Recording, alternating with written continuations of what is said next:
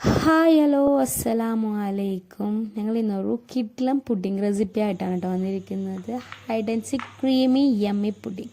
സത്യം പറഞ്ഞാൽ ഭയങ്കര ടേസ്റ്റിയാണ് കേട്ടോ. അതിൻ്റെ ഇൻഗ്രീഡിയൻസ് ഞങ്ങളിവിടെ ചോക്ലേറ്റ് എടുത്തിട്ടുണ്ട്, ആൽമണ്ട്, ബദാം, ബട്ടർ വേണം, ബ്രെഡ് വേണം, and hide and seek biscuit വേണം, വിപ്പിംഗ് ക്രീം വേണം, ഫ്രഷ് ക്രീം വേണം, മിൽക്ക് മെയ്ഡ് വേണം. മിൽക്ക് മെയ്ഡ് ഹോം മെയ്ഡ് മിൽക്ക് മെയ്ഡാണ് കേട്ടോ. അതിൻ്റെ ലിങ്ക് ഞാൻ ഡിസ്ക്രിപ്ഷൻ ബോക്സിൽ കൊടുക്കാം. ഞങ്ങളൊരു ഷോർട്ട് ചെയ്തിട്ടുണ്ടായിരുന്നു.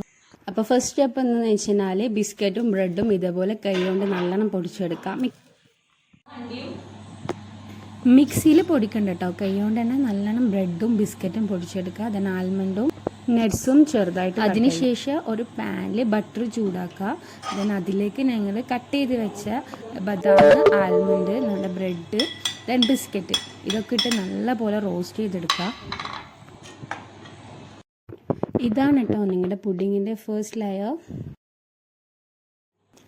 അങ്ങനെ ഇതാ ഞങ്ങളുടെ ഫസ്റ്റ് ലെയർ ഇവിടെ റെഡി ആയിട്ടുണ്ട്. അതൊരു പുഡിംഗ് ട്രേയിലേക്ക് മാറ്റുക. ഞാനിവിടെ പ്ലാസ്റ്റിക് ട്രേയിലാണ് കേട്ടോ ഉണ്ടാക്കുന്നത്. ഇതൊരു ഫംഗ്ഷന് കൊണ്ടുപോകേണ്ട പുഡിംഗ് ആണ് കേട്ടോ.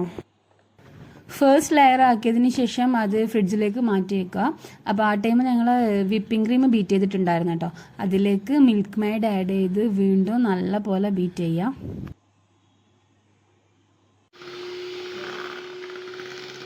അതിനുശേഷം ഞങ്ങളത് ഫ്രഷ് ക്രീം ആഡ് ചെയ്തിട്ടുണ്ടായിരുന്നു കേട്ടോ. അത് ഞാൻ വീഡിയോ എടുക്കാൻ വിട്ടുപോയി. ആൻഡ് ലാസ്റ്റ് ഞങ്ങൾ ഇതിലേക്ക് ആഡ് ചെയ്തത് കാരമൽ പുഡിംഗ് പൗഡറാണ് കേട്ടോ.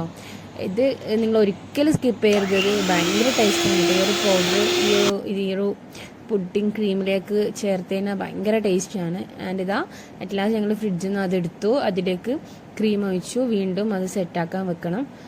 ഈ ഒരു ക്രീം ഒഴിച്ചതിന് ശേഷം ഏകദേശം ഹാഫ് ആൻ അവർ ഫ്രീസറിലാണ് കേട്ടോ വെക്കേണ്ടത്.